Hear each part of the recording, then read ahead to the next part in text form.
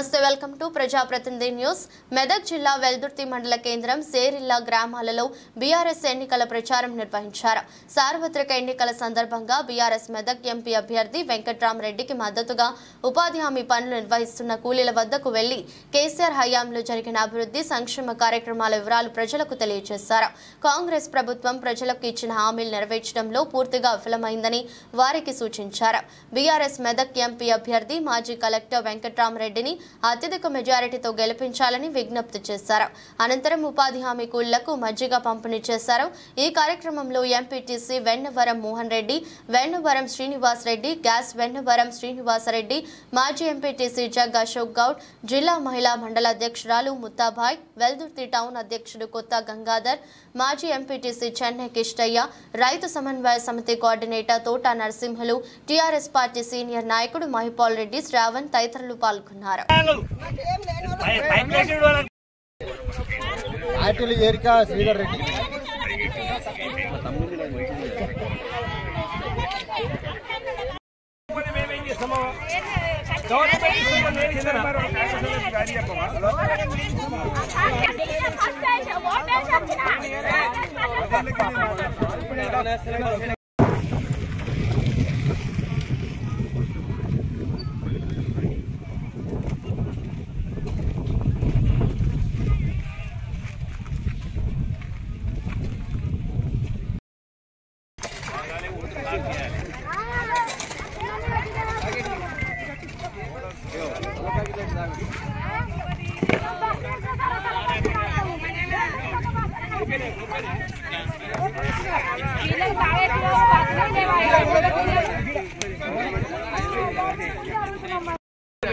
బస్సులు పెడతలేదు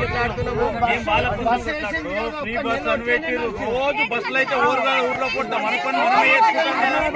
రోజు పోతాం ఫ్రీ బస్ లో రోజు పోతాం.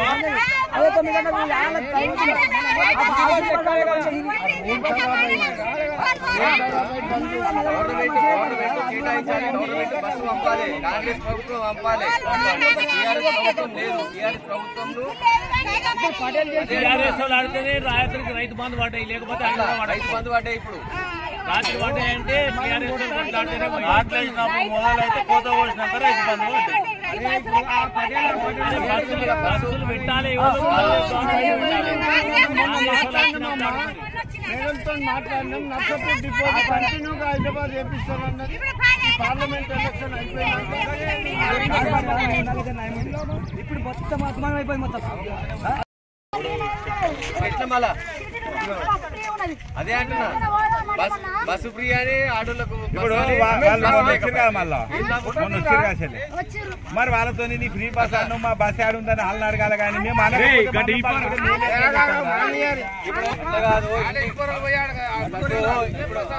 మహిళలకు 500 ఇచ్చి రావాలా?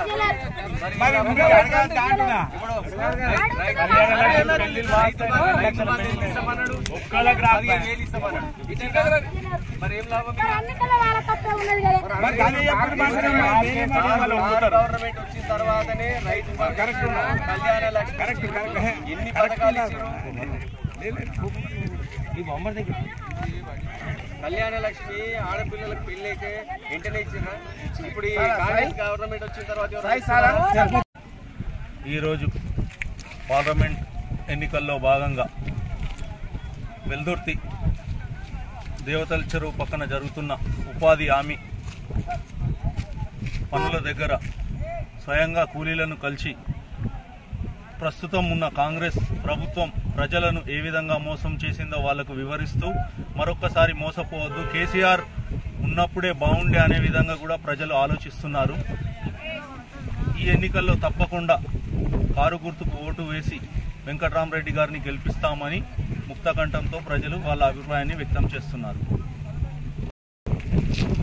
కాంగ్రెస్ ప్రభుత్వం ఏర్పడి 5 నెలలు గడవక ముందే ప్రజల ఆగ్రహాన్ని చవిచూస్తున్నటువంటి పరిస్థితి మరి ఇప్పుడు చూస్తూ ఉన్నాం.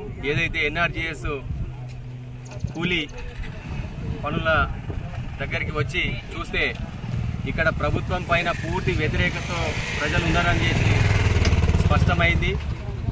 తప్పకుండా పార్లమెంట్ ఎన్నికల్లో మరి కారు గుర్తుకేసి పెద్ద ఎత్తున మెజారిటీ ఇస్తామని చెప్పేసి ఇక్కడ కార్మికులందరూ కూడా రైతులందరూ కూడా ముక్త కంఠంతో మరి చెప్పడం జరిగింది. దయచేసి మేము విజ్ఞప్తి చేస్తూ ఉన్నాం, ఈ సమాజానికి కాంగ్రెస్ ప్రభుత్వం ఏదైతే మోసపూరితమైనటువంటి వాగ్దానాలు ఇచ్చిందో ఆ వాగ్దానాల పట్ల మరి అప్రమత్తంగా ఉండి ఎప్పటికప్పుడు ప్రజలు తప్పకుండా నిలదీయాలని చెప్పేసి మేము ప్రజలను కోరుతా ఉన్నాం. కేసీఆర్ ప్రభుత్వంలో 10 సంవత్సరాలు సస్యశ్యామలమైనటువంటి పంటలతో పాటు పాడి పంటలతో పాటు మరి అన్ని వర్గాల్లో మరి ఆనందం నింపినటువంటి ప్రభుత్వం కేసీఆర్ ప్రభుత్వం, టీఆర్ఎస్ ప్రభుత్వం. మరి రేవంత్ రెడ్డి వచ్చిందంటేనే ఇవాళ కరువు దాపురించింది. రేవంత్ రెడ్డి వచ్చిందంటేనే అన్ని రంగాల లోపల పూర్తిగా విఫలమై అస్తవ్యస్తమైనటువంటి పరిపాలన సాగుతూ ఉన్నది.